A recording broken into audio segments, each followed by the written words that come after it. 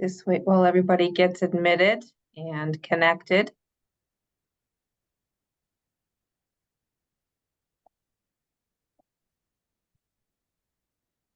All right, I think we're ready. Welcome, everyone. Thank you for joining us this afternoon for this support broker information session. I'm Angela Faulkner. I am the Community Case Management Manager here at ODES, and I've also been very involved in self-directed services since we began it back in June of 2022.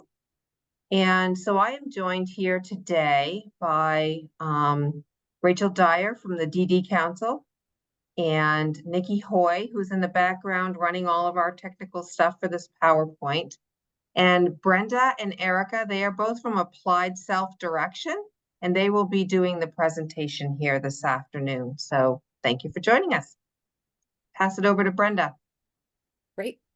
So as Angela said, our plan for today is to tell you a little bit about who we are from the panel, a little bit about a funding opportunity through the Maine Developmental Disabilities Council, if you are thinking of becoming an independent support broker. And then we'll switch over to the content, which is our belief that you would, even if you were thinking of doing this work, you might like to know a little bit more about the history of self-direction and what a support broker does to help support people in the community.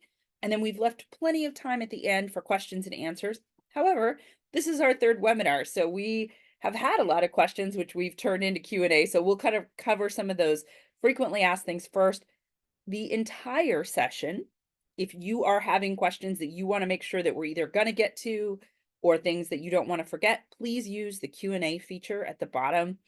Well, it could be at the top, but somewhere in your Zoom panel, there is a Q&A feature that allows us as facilitators to keep track of the questions and know which one of us is going to answer them and things like that. So if you'll use that box, that would be appreciated. And so with that, those are the that's the outline of our time together. None of our sessions have taken the entire hour and a half. We often get done in an hour, but we know you're excited, we're excited, and we wanted to hold this time together. So with that, I might ask Angela, just if you're available, and if not, I'll cover this one, just a little bit about self-direction here in Maine. I know you said it started in June of 2022, but if there's any other thing you wanted to add about self-direction, please feel free to use that time. So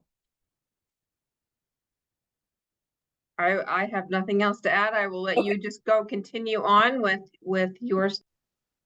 Great, sounds good. One of the questions that we had been getting, so I'll answer that right away, is just as to add to what Angela had said. The program's been going since June of 2022. You can now self-direct in 3 waivers, 18, 20, and 29. And the total enrollment right now for all 3 of those programs is about 100, but we certainly are hoping that the more that this program will continue to be an option. There's recently been 2 case manager trainings for to help that role understand what self-direction is and feel really confident in how the process of inquiry might work if somebody was interested in self-direction. So there's been more and more that we've been doing, and we'll continue to develop content on the Maine ODES website so that individuals who live in the community who hear about self-direction will know how they could get started. So now I'll ask Rachel to tell us a little bit about a grant opportunity, which is available right now for independent support brokers. Sure. Thanks very much, Brenda. So I'm here from the Maine Developmental Disabilities Council. We have one of these in each state and territory, and we're charged with improving systems for people with developmental disabilities. And we've been really excited about self-direction for people with IDD. And to your previous point, we all actually, the ODES and ASD and the DD Council have been working on this, I think, since 2019, to kind of conceptualize what is it that people want and how could this really work well. So this is certainly the most planned for program that I've ever observed be developed But it's complicated. So, I mean, it's complicated to get something up and running. So people who've had some of the, who've been some of the early adopters have had, the hiccups that have happened are, are developmental rather than, programmatic, I think. So one feature of self-direction that is really important is having good support brokerage. And that's a new service in the state of Maine. And it's available right now through the financial management agency, but independent support brokerage has really been seen in other states to really be the key to having a highly successful program for people with all types of backgrounds and needs.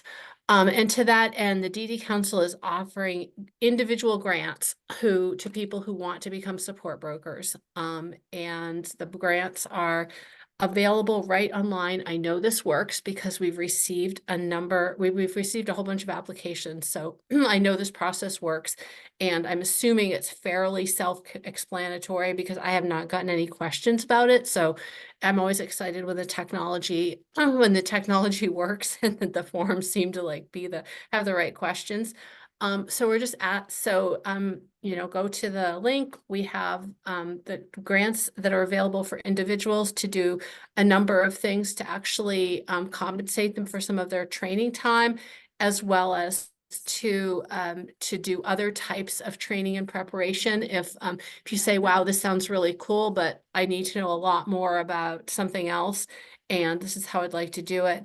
And to think about how you might support brokerage, kind of independent support brokerage in a broader picture. So please send us an application. They're open till the 31st of January. And it will remain open if it looks like we're not going to, we don't have enough to spend the funds, but I don't think it's going to be much of an issue. So thanks so much.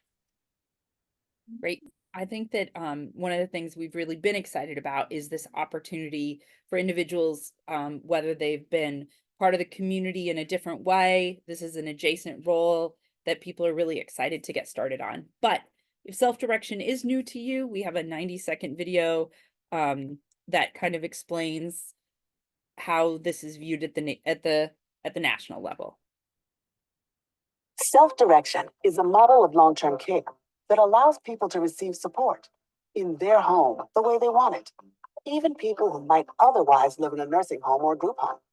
Let's take, for example, Betty, who needs 24/7 support, including help bathing and getting dressed. Then there's Michael, who needs support with job skills and getting rides to community events. With self-direction, people like Betty and Michael recruit, hire, and manage their own workers. That means Betty can hire her daughter to help her with intimate tasks like showering. And when Michael has a last-minute job interview, he simply asks his worker to drive him there and updates his schedule accordingly.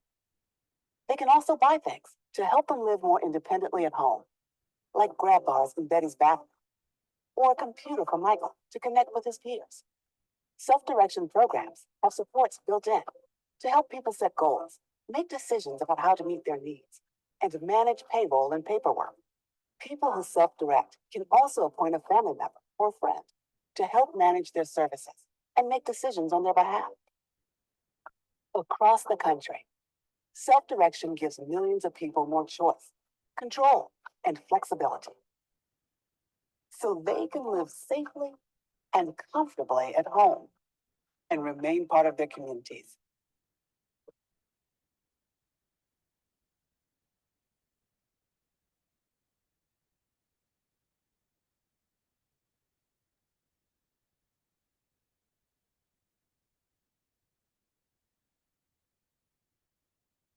So, although based on the latest inventory of all of the self-direction programs, we know that there's over 1.5 million people in the United States who are self-directing. It's often most impactful when we think about the way that self-direction can change just one person's life. So I'm going to turn the panel over to Erica, who will give you, who will bring to life the story of one person named Melanie who chose to change to self-directed services. So Erica, and also we didn't do introductions. I just realized, so I'll quickly just let you know, my name is Brenda Vitale. I work at Applied Self-Direction. My background in self-direction first started at the national level at the research and implementation back when they were deciding if self-direction would be a viable program. And so it's been so exciting to see something happen from a 3-state test to a 14-state expansion, and now out to every state in the US. And so by way of introduction, that's a little bit about me, and I'll let Erica introduce herself and then introduce the story that we have about Melanie. So Erica. Thanks, Brenda. Yeah, my name is Erica. I am a senior consultant with Applied Self-Direction. Been here a couple of years now. And I also bring the added bonus of having lived experience. I have spinal muscular atrophy, which is a form of muscular dystrophy. So I live a self-directed life. I self-direct my own care and live in my own apartment and have caregivers helping me with that, and then have other things on my person-centered plan to help me live a successful life. I also was a excuse me, was an IRIS consultant, which is what Wisconsin calls their community or like case manager kind of people, for 8 years. And then I left that to become a support broker, an independent support broker in Wisconsin for the last couple of years. So that is a little bit about me. I also should warn you all that I cannot find the notes that I've written on for this presentation today. But you know, this is our third one, as Brenda mentioned, so I should have it memorized by now, pretty much, right? So now that you know a little bit about me, I'll tell you a little bit about Melanie. So Melanie lives in a pretty rural setting. There weren't very many agencies nearby for her. So she went to a day program during the day. When she was in day program, she was having multiple behavior issues. She was having aggressive behaviors towards staff and other individuals in the program, unfortunately, you know, in relation to punching people, hitting people, doing things like that. But then she began self-direction. And when she started in self-direction, the behaviors completely stopped. She now owns her own business. She does activities during the day that are meaningful to her. She gets to spend time with her nephew, who is her favorite person in the world. She goes swimming and does things for her. The business that she owns is that she runs errands for people who aren't able to get out on their own. So her mother states that with self-direction, we've moved from a behavior plan to a business plan, and she's the pilot of her life and has developed it by doing what makes her happy. So self-direction really has some pretty powerful impacts. Now we're going to move on to what is self-direction, in case that you've been hearing this word being thrown around and you're just like, I don't even know what the heck that is. I'm confused. So let's talk a little bit about it. But before we really get into what is self-direction, I kind of want to know where you guys are at. So if you would like, feel free to introduce yourself and add an emoji that describes how familiar you are with self-direction. So the heart being, I've participated in self-direction as a member or in a support role. That doesn't mean you love it. We just want to point that out. It just means that you have participated. And then thumbs up is you're familiar with it. And then I think it's a clapping hand. Sorry, it's a very small emoji, is that I'm new to self-direction, but you want to learn more. And we love every one of those people. So while you're doing that, I'm gonna, I'm glad to see some hearts. So while you guys are doing that, I'm gonna move a little bit into this first, what is self-direction, and then we'll come back and see kind of where everyone's at. So self-direction is a model of delivering long-term care services where the member just has a really high level of choice and control. The member decides when, how, and from whom their services are delivered.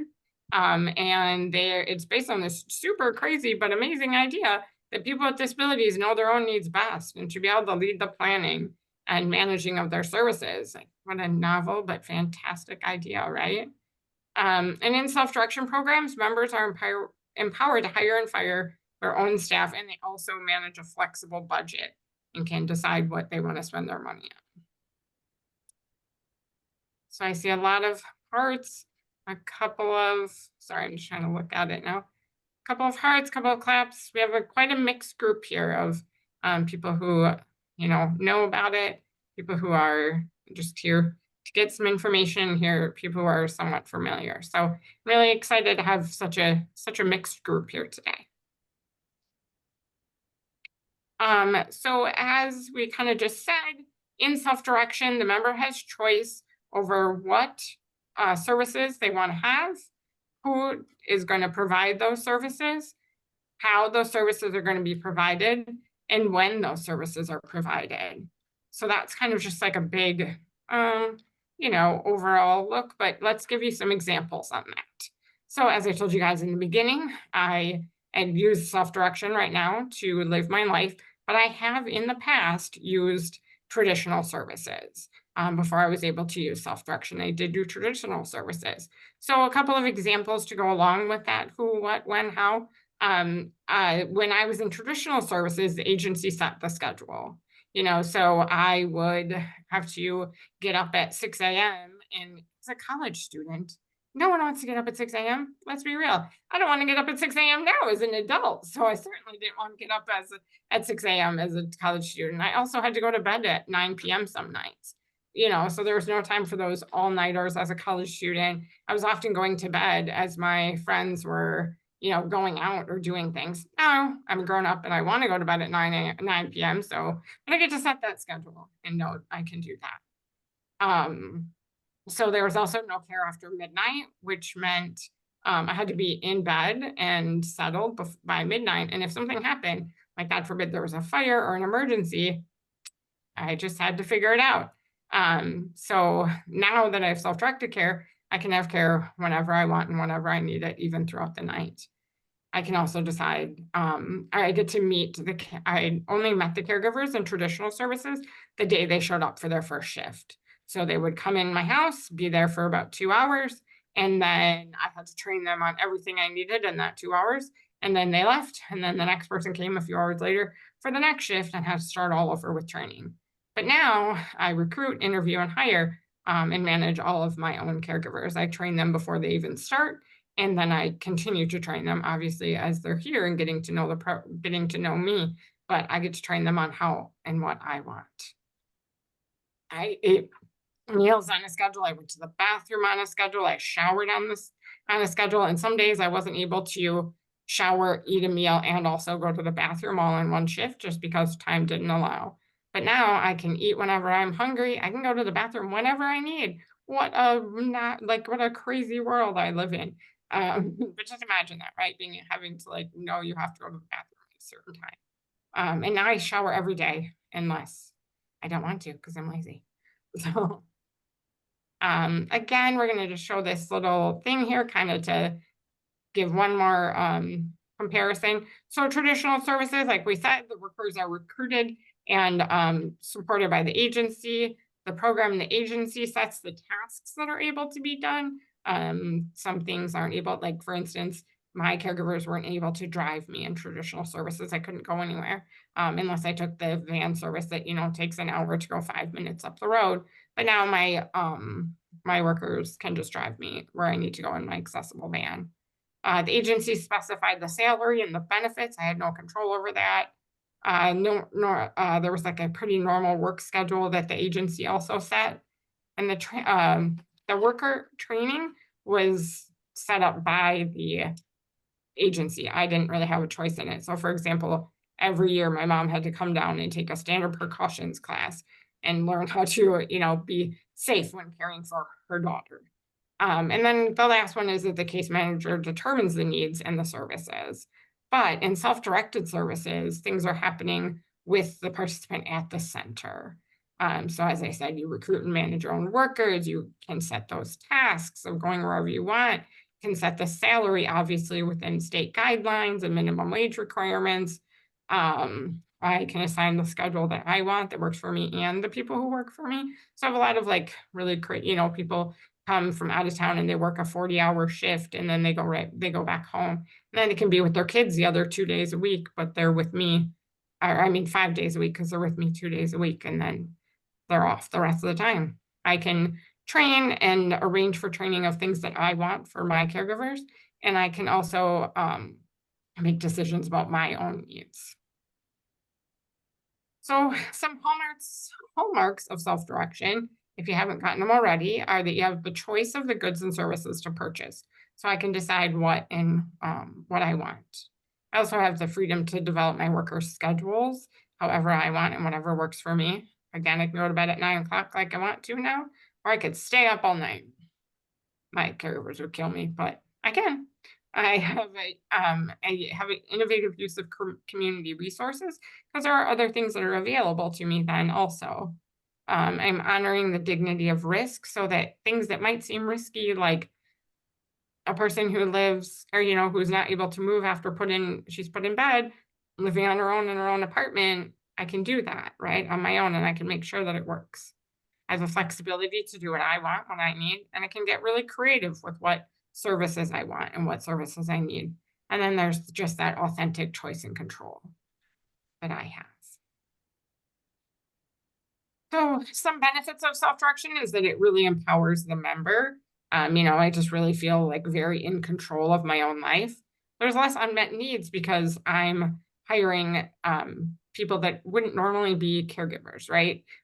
One of my caregivers currently is a third shift machine operator. Now she's not going to be someone that walks into a caregiving agency and is like, hey, I'd like a part-time job. But, she met me on, or she saw my video that I posted on Facebook. She likes shopping too. So we're a match made in heaven. There's also less turnover because you just really establish a relationship with the people that are working with you. Because I hire people that I like and I get along with, they're going to stay longer, right? Because we become friends and they actually really care about me. And again, like I said, you hire people you feel comfortable with. So then I just have more choice and control in how the services are delivered, and it's more flexible, as we talked about. Also, some other benefits are I'm in Maine, and also I'm able to get other individual directed goods and services. So there's other things that are needed. For instance, I have physical therapy on my plan. I have a modified vehicle that's gotten paid for, all of those things. There's other really great things. We already talked about that, allowing for dignity of risk. Sometimes self-direction seems super scary because it's, like it's self. So people just assume that means you're all on your own, but you're really not. You can get a representative if you're needed or wanted. There's the case manager, and then there's all of you folks, the support brokers that are going to come in and help. And then there's also the financial agency. And then, as I said, I can train members on how I want things done. I mean, I can train workers, sorry. And then especially, it's been shown to be especially helpful in rural settings. Like we were talking about with Melanie, when there aren't providers around, maybe you do have that neighbor that lives right next to you that's looking for a job and they don't want to have to drive 20 miles to the city to get a job either. So they can walk next door and work for you. And then also it's been shown to have lower costs compared to traditional care because there is no like agency oversight or things like that. Of course, with every great thing in life also comes some challenges, right?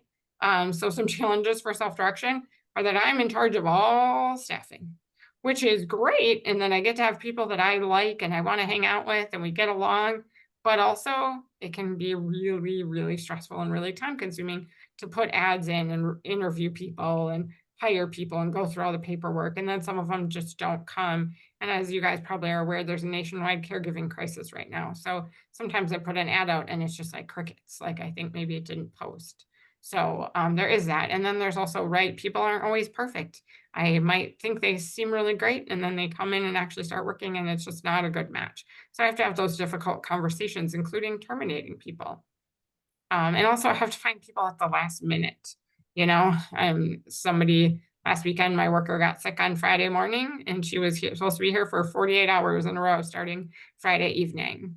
And I quickly had to scramble to find caregivers to cover that whole thing. Members don't come into this program trained to be employers, right?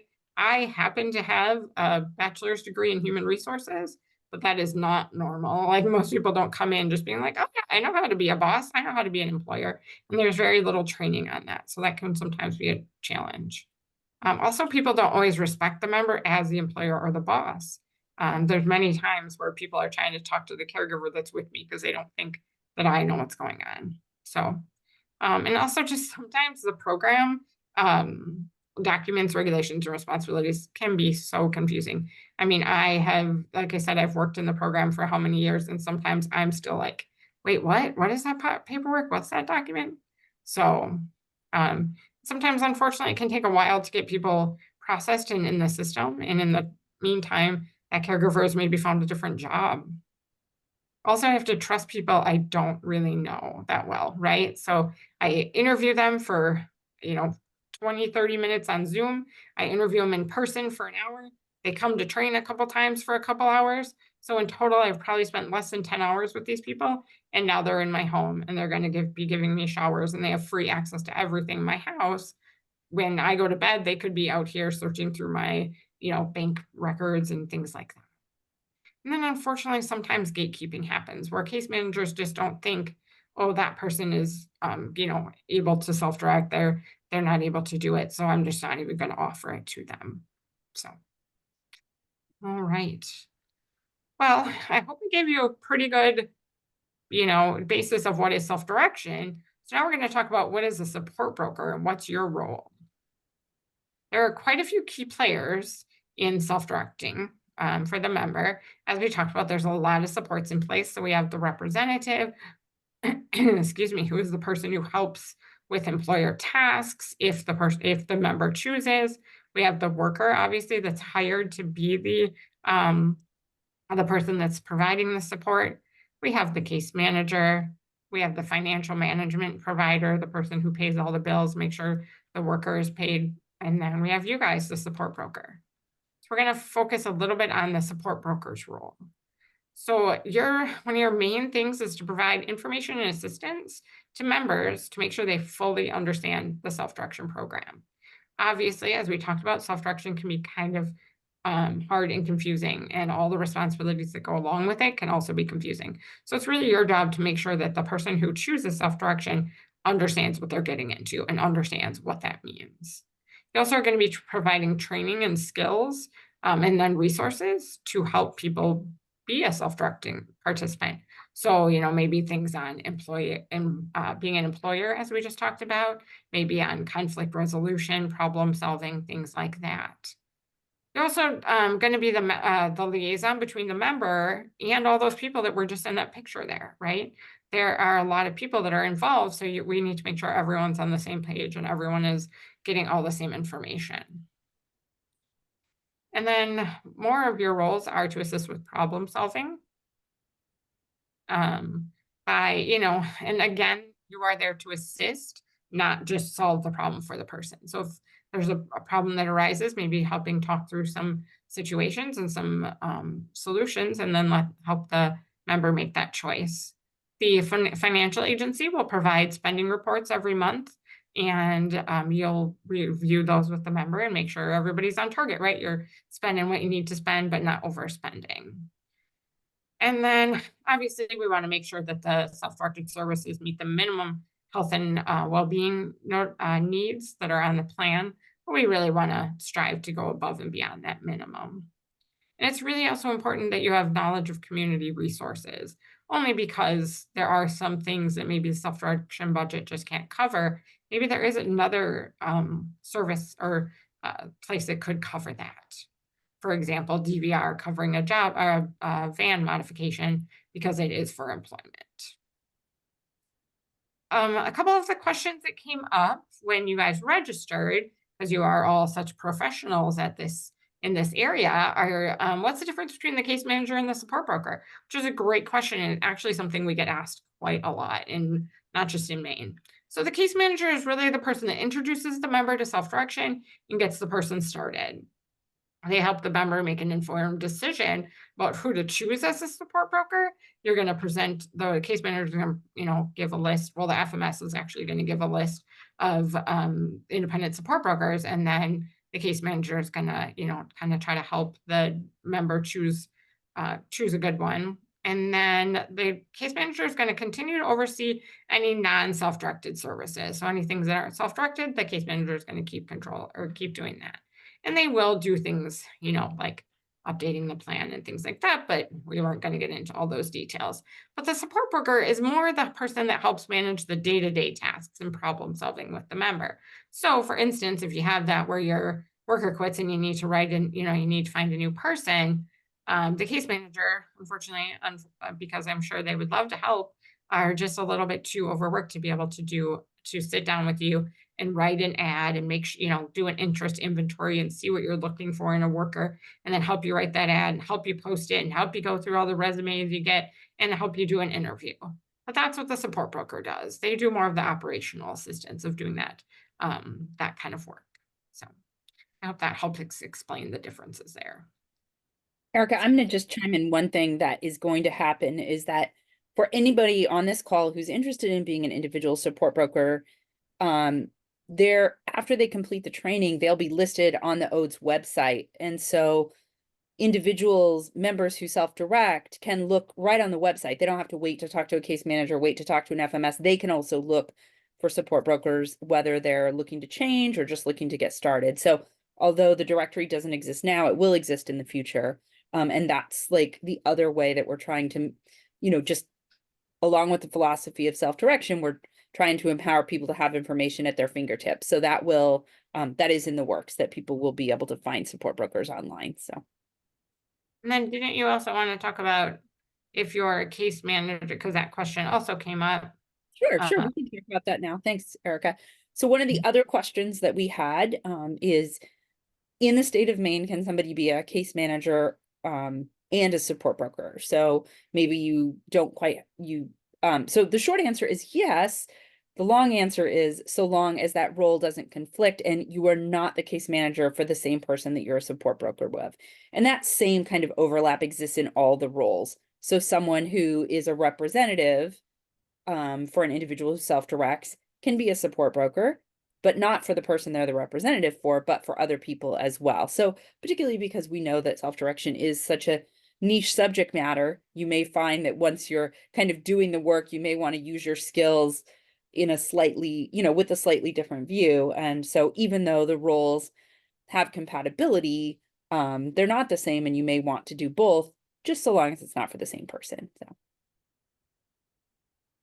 So now Erica will share a little bit more about what are the responsibilities should you choose to be an independent support broker. Yeah, and like we talked about, you are assisting and enhancing those skills to be an effective employer. So again, talking about the recruiting and hiring and training of workers, maybe helping set some pay for workers, and then just really being an effective employer, right? Maybe doing those problem solving and effective communications so that the member can be a good employer and get their needs known. You're also going to help with understanding the individualized directed goods and services. That's a question we've had a couple of times, is there's no list of what's not approved because we want people to get creative. And so that's where you come in, is really to help people figure out, well, okay, I need this. What service could help me with that, right? You're also assisting in identifying immediate and long-term needs, and then helping to develop options to meet those needs, as we just talked about. So maybe it's something that's actually listed, or maybe it's an individual directed goods and service that, could be brought in. And then you're going to support the member to create that monthly budget to have money to buy those items. So to kind of put all this in perspective, we're going to do an example. So we have a member named Doreen. Doreen needs help around her house with some tasks. She's at the risk of falling, but she doesn't want people around her all the time. Doreen enjoys being out in her community. And also Doreen loves animals. In the chat, what are some of your suggestions and ideas? Here's some questions we are kind of thinking. Please don't feel like you have to answer all of them by any means, just some things to get you thinking. What are some things you could research with or for Doreen? Yes, this is a question that comes up a lot. You can get paid for work you do on behalf of the member, even if you're not with the member. So if you're researching, well, I don't want to give the answer away, so I'll wait to see what you guys say before I give more on that one. Another question, what are some items you think Doreen could benefit from? And what are some services you think Doreen could benefit from. So if you want to, all of you that were taking nap while I was chatting, now you gotta wake up and answer what you think here. And I'll just add one clarification that, about the research that you could get paid to do. That's, of course, if the member asked you to look into this for them. We also know that support brokerage in the beginning, as you're beginning to familiarize yourself with community benefits, your learning curve will be greater. But by the end, I think one of the things that support brokers really enjoy is thinking of an example and being able to share it, a solution with another member, or modifying that solution, because this the best ideas are not the best. There's no point in reinventing the wheel, may be better said. So Erica, we'll leave the chat open a little bit, and we've got our first suggestion about the idea of maybe hiring someone to take Doreen on an outing that might involve animals, while someone else can provide homemaker services. So, right, yeah, that's a great idea. So yeah, just to go back to what I was gonna say before, you can get paid to do some research, as Brenda said, only if it's on there. So if Doreen we all know that Doreen loves animals and she loves being out. Maybe she wants to go volunteer in an animal shelter, right? So maybe you're gonna look up a couple animal shelters and get some numbers so that you and Doreen can call those places. Again, remembering though, you are there to support the person. So you're maybe gonna do the research, but then you and Doreen can call and see, hey, do you guys have openings? What kind of openings do you have? Things like that. Because you're really there to support the member to be able and empower the member to be able to do things for themselves, right? And as you get to know the member, you'll also know if they're, if they're capable of doing that on their own or if they need you. We also have Anna, who says safety alarms such as I've fallen and I can't get up. Exactly. Life alert type equipment. She loves animals. I wonder if she's ever done equestrian therapy. Yes. Does she have friends she enjoys being in the community with? There may be a natural support person who could become paid support people to do the activities she enjoys. Anna, you're a pro here. Great job. Karina, access her living situation and see if simple modifications with grab bars are needed. Reviewed lighting, see if more modifications or support are needed. Perfect, Karina. Home modifications, support bars, remove tripping hazards. Excellent, Michelle. And then connection to worker services, finding peer centers and connections to balance equipment supports through Medicaid Advantage. Perfect. All great ideas. Thank you. I'm gonna just move on so that we can get to your questions and what you guys want, but please feel free to keep shooting them in the chat, because I think this is a really great way to help people who are not that familiar with the system to see what can be done. So we're kind of giving you guys as people become more familiar with the goals that the state of Maine had, the idea of community engagement, community involvement was at the forefront when this waiver was developed. And I think that self-direction is different in every state, but the way that Maine really felt like one of their main objectives was community involvement is really empowering. So great. Erica, back to you. A little bit more about expectations. So if you don't believe that anyone who wants to manage and direct their own services can do so with the right supports, being a support broker is probably not the job for you. You really must believe that anyone who wants to can do this with the right supports in place. We're not saying that everyone's going to come in as an expert and just be able to do it, no problem. But as we've talked about, there are a lot of supports in place for people that can do this.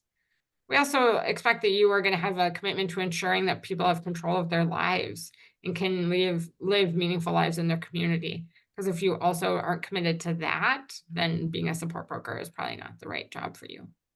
You really should have an in-depth understanding of the philosophy and operations of self-direction, including the roles and responsibilities of all those people that we showed you in the bubble, and really true, authentic person-centered planning. Because person-centered planning really is at the heart of self-direction. Again, that does not have to be something that you come in knowing. That's probably something you could learn, because I don't expect that probably everyone on this call, if I said, what is an FMS, you would say, what was that now? So you can learn that on the job, but as long as you have the first two, the rest can be taught. You really need to be able to be accountable and dependable for the member. I mean, you are their, their lifeline. You are there to help make sure they're successful in this program. So if you're not there, you don't show up for meetings and you don't return phone calls, you're not really providing that support.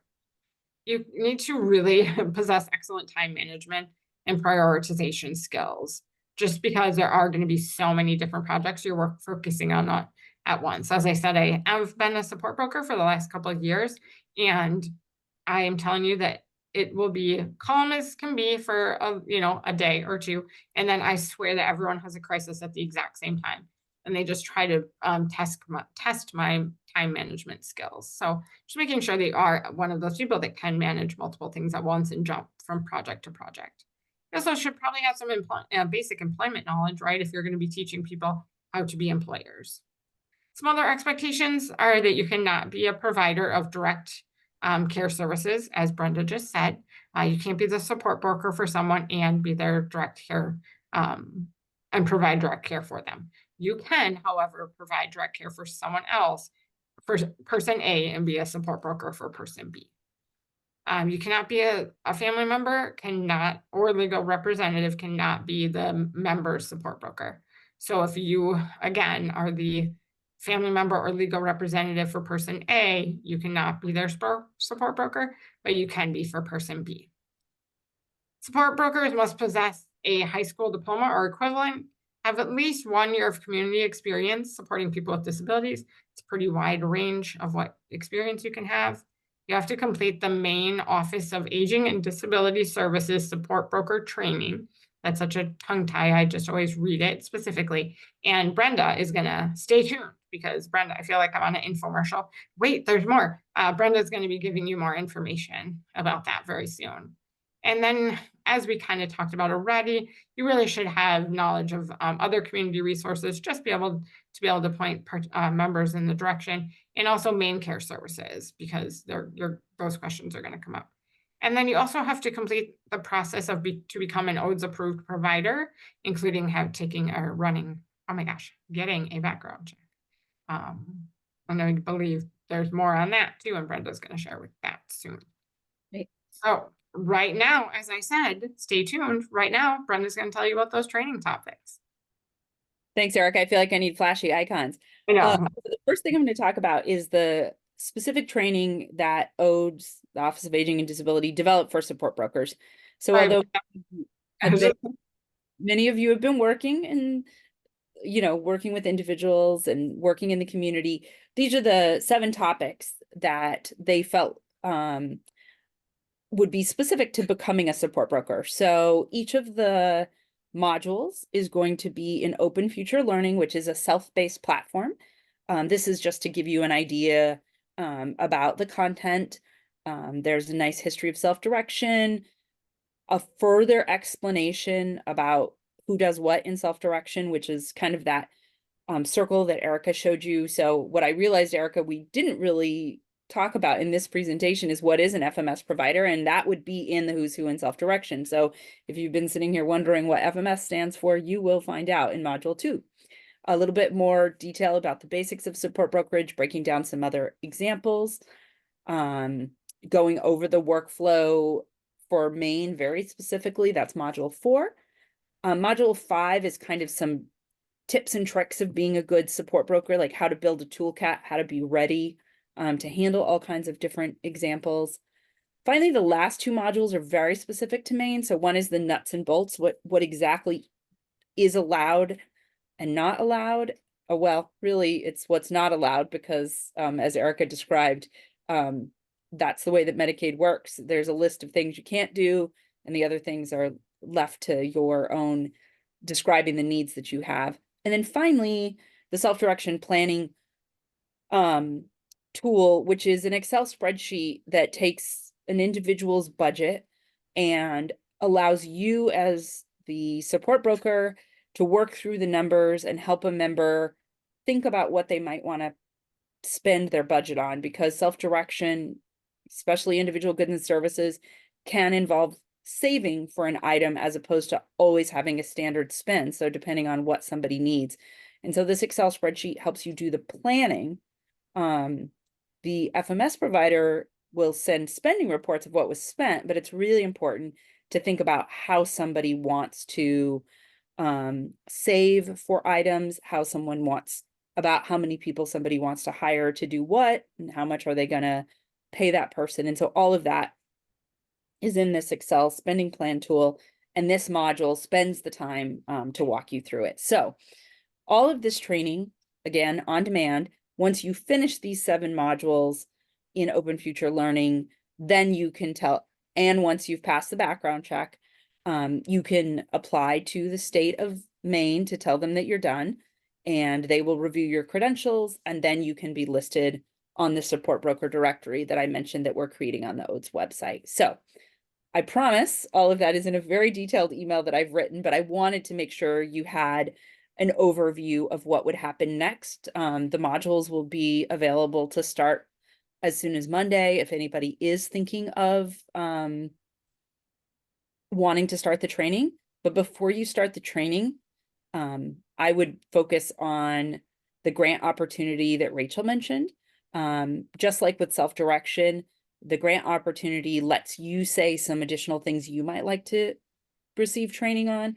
And so since that's due by the 31st, I would start with the funding opportunity. So, okay, so now we're gonna dig into self-direction based on the questions that we have received, that we asked you before you enrolled, based on the questions that we've gotten from 2 previous trainings, just to really kind of think about if being an independent support broker makes sense for you. So we've so far hopefully outlined what we know about self-direction, and helped you think a little bit more about the choice and control that it can bring to community members' lives.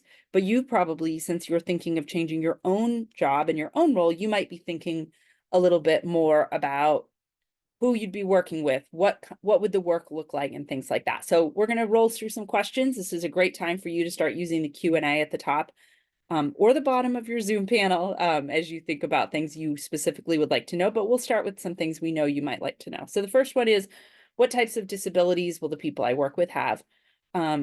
Based on the 3 waivers that we described that you can self-direct in Maine, that we know that you'd work with adults with intellectual or developmental disabilities, autism, brain injury, cerebral palsy, epilepsy, other related conditions. So 3 waivers. One of the questions that you can answer when you fill out that you'd like to be a support broker is if for some reason you'd only like to work in one of the waivers, you can specify the kinds of work that you feel like you do best at. So the next question is about benefits and pay, and I think I'm going to take about 5 or 6 questions right in a row about the logistics of being a support broker. So the first one is the way that Maine allows for support brokers to be compensated. So an individual would plan in their budget how much time that they'd like to spend each month with their support broker, and they choose that work in increments of 15 minutes. And so for every 15 minutes that someone puts in their budget, that's $17 an hour, which equates to a $68 per hour. But as you can guess, based on all of the scenarios that Erica laid out for you, this work is very flexible and changes. And so the next question that people often ask us is, well, how many hours a week would I get? And that's where the opportunity of flexibility of this position comes in. There's one answer, which is how many hours might you like to work? How many members are you planning to support? And although, it will take time to build a group of people that you support and probably get to a regular number of hours, if you are a person who's looking for a flexible role, certainly for many people in other states, being an independent support broker has allowed them to set their schedule and set their hours. And so you'll never likely have this set number of hours you can bank on each week. You certainly can begin to develop some predictability based on the number of people you choose to support. So talking a little bit about the job dynamics, in this case, in the state of Maine, independent support brokers are self-employed, and you would be able, as much as the member is interviewing you to see if they would like you to be their support broker, you too are making part of that decision. And so you would also be able to, be part of a community of care. You'd be working with case managers, you'd be working together with FMS entities, but you would be self-employed, and you would be, as we've talked about, all of those things, setting your own schedule, and determining your hours. So with that comes a lot of these questions normally roll in like this, so I've tried to stack them up for you. So with that, you would also be starting a small business. You'd be self-employed. So you would want to handle your taxes the way that you would if you started a small business. You'd want to think about the way that you plan to file your taxes. You'd need to track your money. You'd need to track your documentation. You'd need to think about the way that you're planning to invoice the FMS provider for your work. And you'd be responsible for,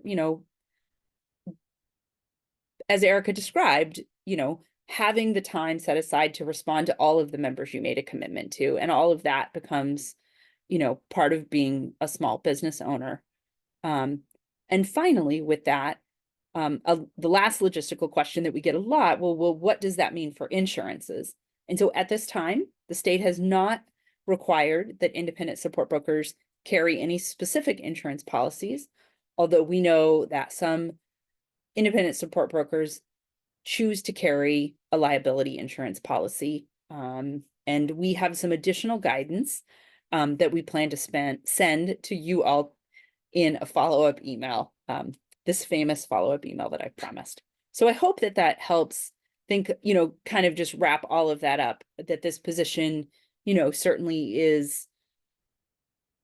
brings all of the flexibilities of self-employment along with some of the challenges and risks that we know that people struggle with, like, which could include the feeling of, reliability of their role or the week-to-week predictability. So if the idea of a flexible position meets your needs, this position certainly fits that bill. One of the last questions I have prepared, although I already butted in and talked about a little bit earlier, which is the referral process, but I'll mention it again.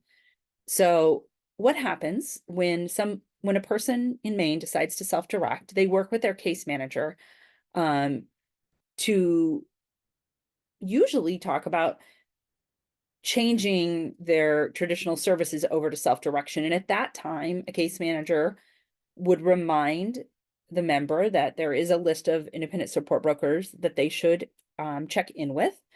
The directory that we are developing will give some information about you as an independent support broker, what county you live in, what county you're willing to work in. Sorry, it doesn't say where you live. It says what counties are you willing to work in or what county. It gives you a chance to give a 3-sentence blurb about yourself that somebody might connect with and resonate and pick up the phone and call you. And so that list is available for new enrollees if people are planning to switch.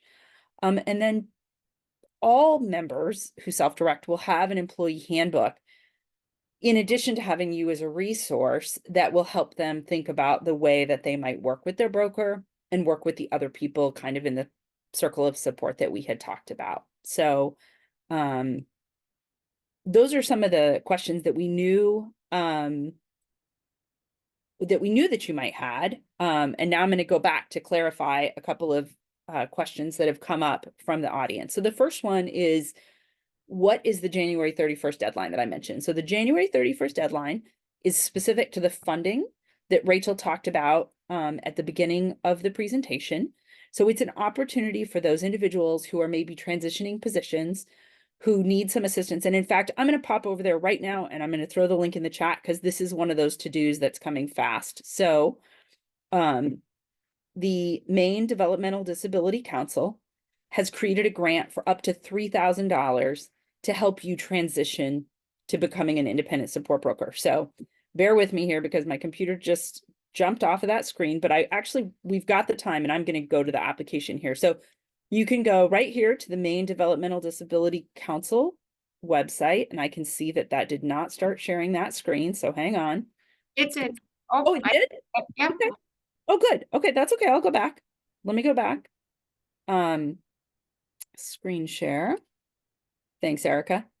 So this is what the Maine Developmental Disability Council's website looks for. Right here, if you click on here, you would find the grant opportunity for becoming an independent support broker. It outlines the kind of guidelines for asking for funding and what you might spend this for. And then you can submit the application by the 31st. So individuals can ask for up to $3,000 to become an independent support broker, because we recognize that the training will take time and that other elements of adding this, the skill set could be compensated. So that's what the grant is about. The other training that I mentioned that you would do after you apply for the grant can be started at any time. And I'm going to go back to those topics. And that is at your own pace. We don't have a deadline by which that you might like to finish that for. So, so the only deadline that you need to keep in mind, sorry, I won't make you all dizzy there. The only deadline that you need to keep in mind is the 31st for the funding. So, great. So let me hit some additional questions here. Erica, you can feel free to jump in if there's anything you want to answer as well. And I'm going to get I'm going to get some other questions back up here. I don't see any. Okay. Let's see. There were, I'm trying to think if there were any other things that we didn't put in the presentation that we knew that people would want to know about.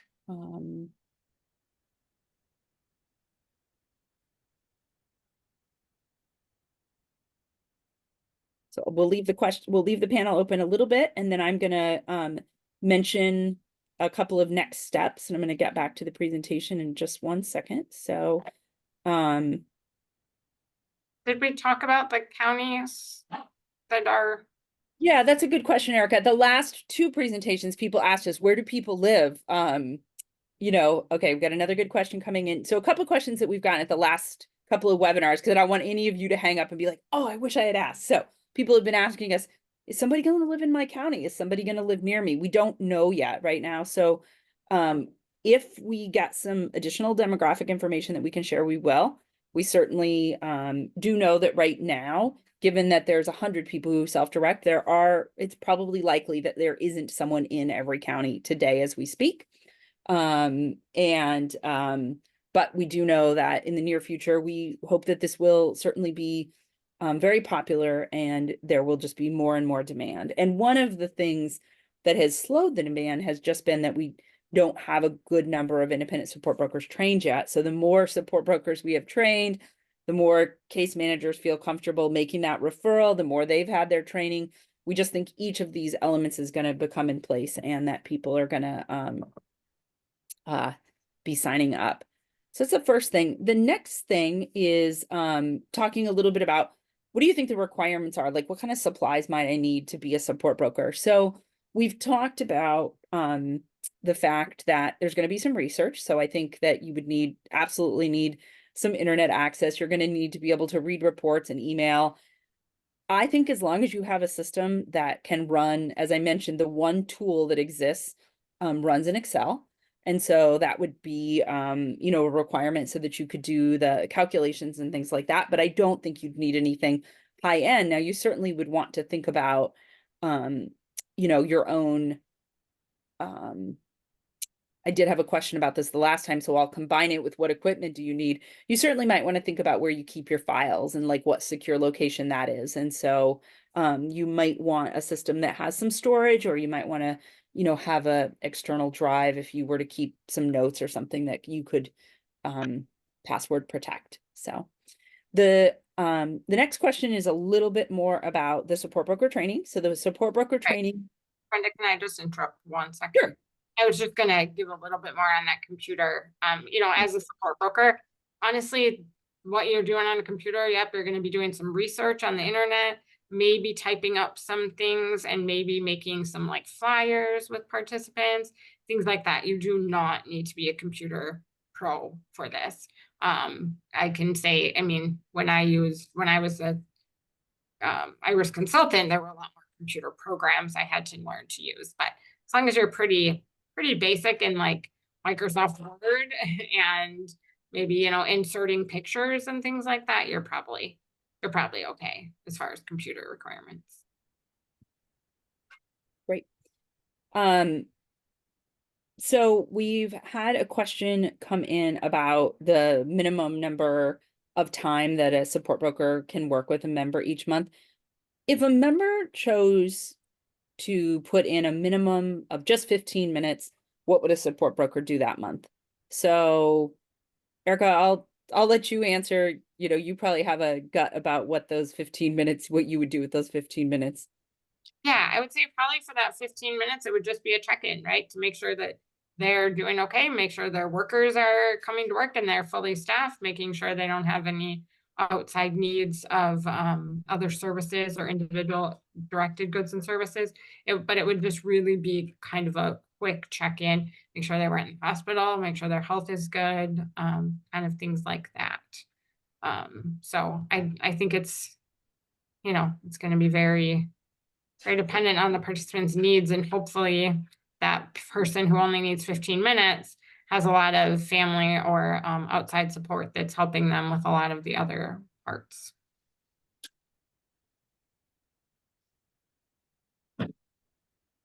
Great. I'm going to look one more place just to make sure that we feel like we've answered all of the questions that we know that people have had. We've certainly talked a lot about today. We've talked about, you know, kind of the way that the program was established, the way it's been growing, what it takes to do a small business. Because we know we've talked about so much, on Monday, we'll be sending a follow-up email that includes an attachment of frequently asked questions.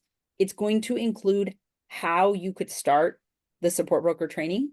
Again, the support broker training is in a platform called Open Future Learning that the state of Maine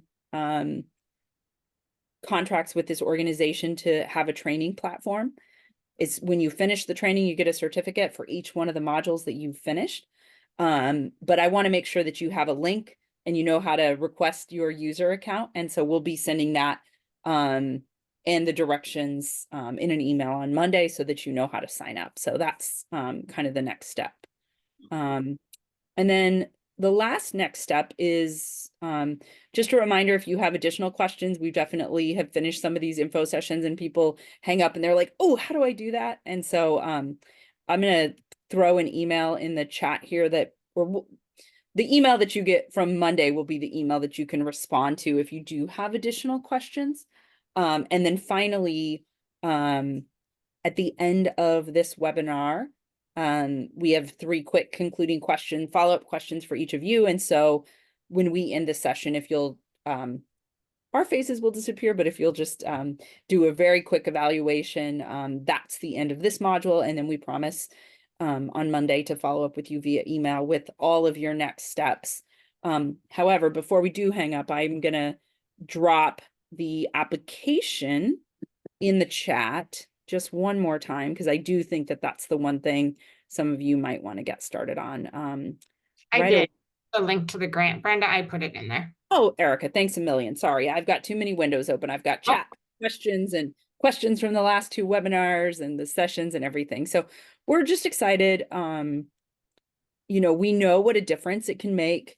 One of the things that the advocates have been asking for is more independent support brokers. And so we're really just thrilled that each of you is thinking of playing this role. And I know Erica mentioned as a support broker herself, she can give you examples of ways that there's just been wins when you are able to, you know, be a part of this and you know, all of the ways, all of the different mechanics that it takes to keep people self-directing. So we're thrilled that you came today, that you've asked these good questions. And we hope to see each of your names as you begin to start the training modules. So thank you for your time today. And thank you to Angela and Rachel and Nikki and Erica and everybody in the background. So thank you. Have a nice, I hope you're somewhere nice and warm because I know how cold it is in Maine today. So take good care.